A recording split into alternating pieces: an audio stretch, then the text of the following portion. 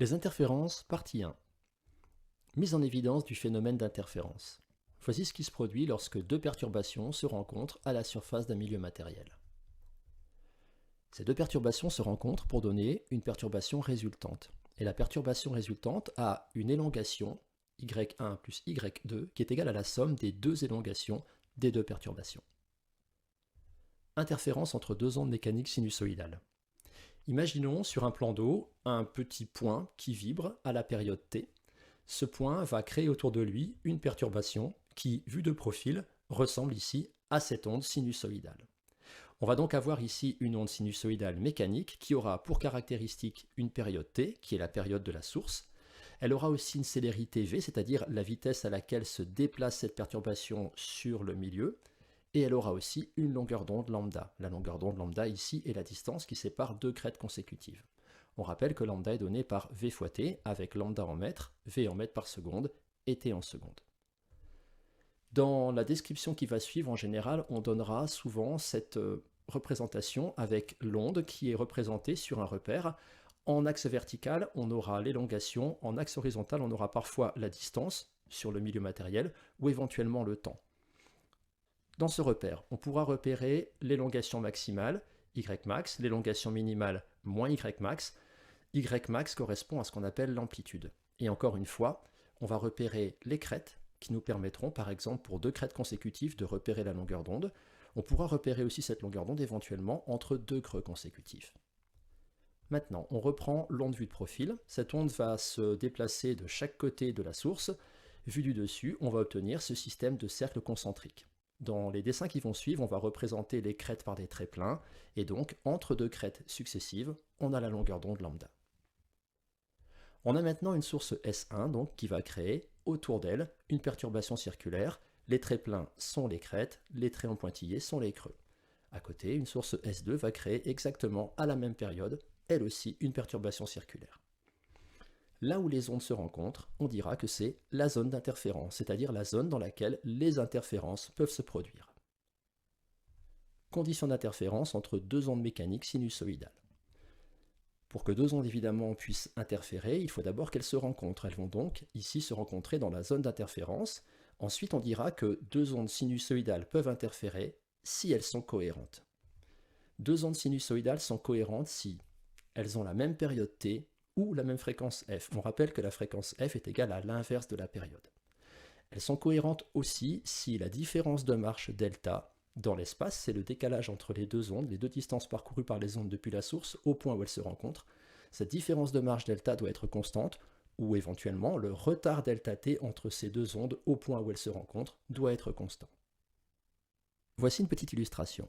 Ces deux ondes ont la même fréquence, mais elles sont incohérentes car elles n'ont pas la même célérité. Et donc, en un point de l'espace où elles se rencontrent, parce qu'elles n'ont pas la même célérité, la même vitesse, le décalage dans l'espace, la différence de marche, ou le décalage dans le temps, le retard, ne seront jamais constants.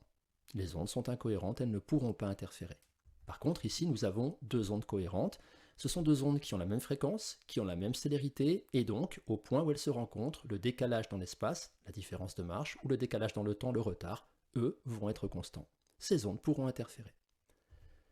Maintenant, nous avons une source S1 qui émet une onde, une source S2 qui émet une autre onde. Ces deux ondes ont la même fréquence, elles ont la même célérité, elles se rencontrent au point M. Pour plus de lisibilité, je les ai décalées, mais l'idée c'est vraiment que ces deux ondes sont confondues l'une sur l'autre au point M. Quand elles se rencontrent au point M, on voit qu'il y a une différence de marche, delta, qui correspond à un nombre entier de longueurs d'onde. On dira donc qu'en M, la différence de marche delta vérifie delta égale S2M moins S1M égale K lambda, avec K un entier positif, négatif ou nul. On dit que ces ondes sont en phase. On peut aussi dire que en M, le retard delta t, le décalage dans le temps, vérifie delta t égale K fois t. Dans ce cas, on constate que si au point M, on additionne l'onde 1 et l'onde 2, puisque à une crête de l'onde 1 correspond une crête de l'onde 2, on va avoir deux ondes en phase. On aura une onde résultante qui aura cet aspect. On parle d'interférence constructive dans ce cas parce que l'amplitude de l'onde résultante est augmentée. Autre cas de figure. Cette fois-ci, les deux ondes issues de S1 et de S2 se rencontrent en M, mais en M, il y a deux ondes cette fois-ci qui sont décalées d'un nombre entier de longueurs d'onde plus une demi-longueur d'onde. On dira que en m, la différence de marche delta vérifie delta égale S2m moins S1m égale lambda sur 2, une demi-longueur d'onde, plus k lambda. On peut aussi écrire cette expression de la différence de marche sous la forme delta égale, entre parenthèses, 2k plus 1 fois lambda sur 2. On dit que les deux ondes sont en opposition de phase. Schématiquement, quand en m l'une prend un maximum, l'autre prend son minimum. Si on parle du retard delta t, on dira en m le retard delta t vérifie delta t égale t sur 2, une demi-période plus k fois t. Ou encore, une autre façon de l'écrire, delta t égale entre parenthèses 2k plus 1 fois t sur 2. Cette fois-ci, on a deux ondes qui sont en opposition de phase. Quand l'une prend son maximum, l'autre prend son minimum. On dit qu'on a des interférences destructives puisque cette fois-ci, pour l'onde résultante, l'amplitude est diminuée. Interférence entre deux ondes lumineuses. Lorsqu'une lumière laser de longueur d'onde lambda traverse un cache avec une fente, dans le cas où la largeur A de cette fente a un ordre de grandeur inférieur à 100 fois l'ordre de grandeur de lambda, on observe une figure de diffraction. On reconnaît la figure de diffraction horizontale sur l'écran lorsqu'une lumière traverse une fente verticale. Si maintenant sur ce cache on ajoute une deuxième fente identique à la première, on a ce qu'on appelle le dispositif des fentes d'Young.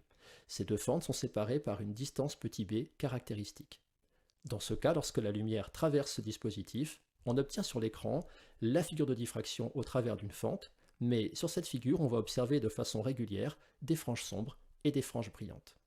On dit que cette figure de diffraction qui présente une alternance de franges sombres et brillantes est une figure d'interférence au travers des fentes d'Young. Voici le même dispositif vu du dessus.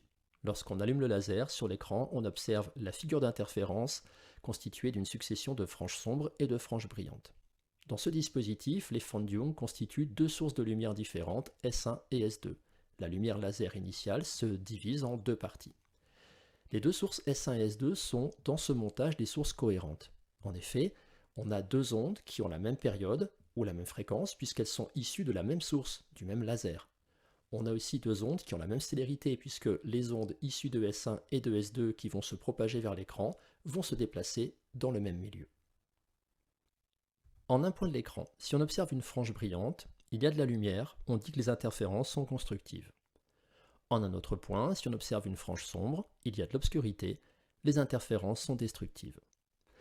En un point de l'écran, lorsqu'on a une frange sombre, lorsqu'il y a de la lumière, puisque les interférences sont constructives, on dira qu'en ce point, la différence de marche entre les deux ondes issues de S1 et de S2, delta, est égale à k lambda. Et en ce point, le retard delta t est égal à k fois t. A l'inverse, pour une frange sombre, en un point de l'écran, quand on a de l'obscurité, les interférences étant destructives, la différence de marche en ce point est donnée par delta égale 2k plus 1 lambda sur 2 et delta t est égal à 2k plus 1 t sur 2. Voilà, cette partie est terminée. À voir maintenant les interférences partie 2, aspect mathématique, deux démonstrations à connaître.